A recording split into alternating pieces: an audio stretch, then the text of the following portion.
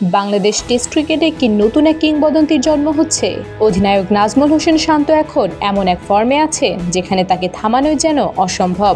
সর্বশেষ ৫ টেস্টে ৮ innings bat করেছেন ৪টি সেঞ্চুরি।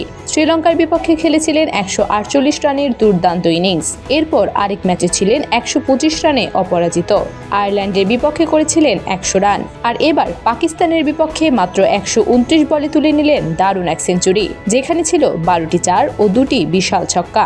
এই সেঞ্চুরির মধ্য দিয়ে টেস্ট ক্যারিয়ারে নিজের নবম সেঞ্চুরি পূর্ণ করলেন শান্ত। তবে এখানেই শেষ নয়। অধিনায়ক হিসেবে এখন তার টেস্ট সেঞ্চুরির সংখ্যা ৫টি, যা বাংলাদেশের ইতিহাসে সর্বোচ্চ। এতে তিনি ছাড়িয়ে গেছেন মুশফিকুর রহিমের ৪টি অধিনায়কত্বের সেঞ্চুরিকেও। সবচেয়ে বড় বিষয় হলো শান্ত এখন শুধু রান করছেন না, বড় ম্যাচে নেতৃত্ব দিয়েও দলকে সামনে থেকে টেনে নিচ্ছেন। বাংলাদেশের টেস্ট ক্রিকেটে দীর্ঘদিন ধরে একজন ধারাবাহিক ব্যাটিং নেতা খোঁজা হচ্ছিল।